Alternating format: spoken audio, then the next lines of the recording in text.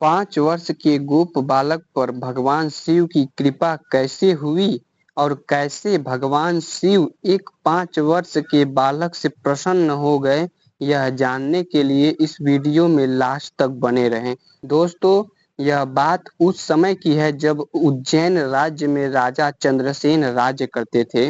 वह भगवान शिव के अनन्य भक्त थे। एक दिन राजा भगवान शिव की पूजा पाठ पूरे विधि विधान से कर रहे थे और उसी समय एक 5 वर्ष का नन्हा सा बालक अपनी माँ के साथ उधर से गुजर रहा था। राज्य के राजा का शिव पूजन देखकर बालक के मन में जिज्ञासा उठी कि मैं भी राजा की तरह भगवान शिव की पूजा पूरी विधि विधान से करूंगा। और बालक अपने घर वापसी के दौरान पूजा पाठ की सामग्री जुटाई और रास्ते से एक पत्थर शिवलिंग मानकर घर ले आया।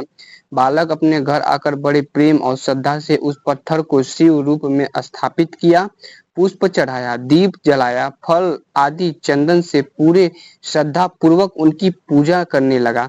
जब भोजन के समय उसकी माता उसको बुलाने आई तो वह बालक पूजा छोड़कर नहीं उठा, जिससे उसकी माँ क्रोधित होकर उस पत्थर को फेंक दिया, जिससे उस पत्थर के 2 टुकड़े हो गए। माँ के द्वारा पत्थर फेंके जाने पर बालक बहुत ही दुखी हुआ और अपने भगवान शिव को बुलाने लगा। बुलाते बुलाते वह बेहोश होकर उसी स्थान पर गिर गया।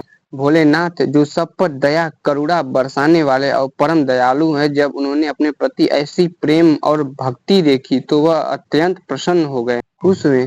और भगवान शिव अपने भक्तों पर सदा ही कृपा बरसाते हैं। जैसे ही बालक को होश आया, उसकी आंखें खुली, उसने अपने सामने एक भव्य शिवलिंग और स्वर्ण रत्नों से बना मंदिर खड़ा पाया और उस मंदिर के अंदर शिवलिंग से प्रकाश निकल रहा था। बालक यह सब देखकर चौंक गया और बिना देरी किए भगवान आशुतोष की स्तुति करने लगा।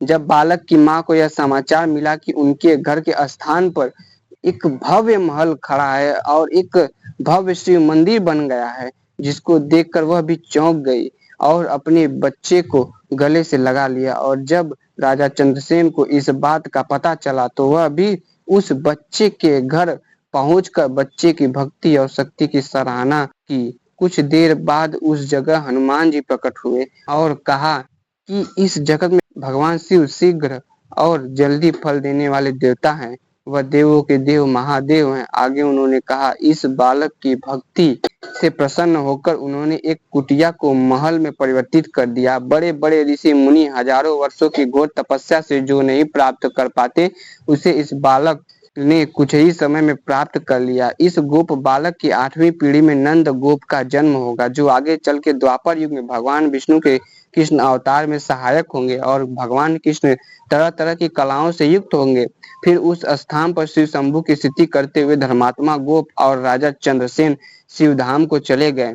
दोस्तों, इसी तरह की रोचक सावन की कथाओं को सुनने के लिए इस वीडियो को लाइक कीजिए, सब्सक्राइब कीजिए और कमेंट में हर हर महादेव जरूर लिखिए।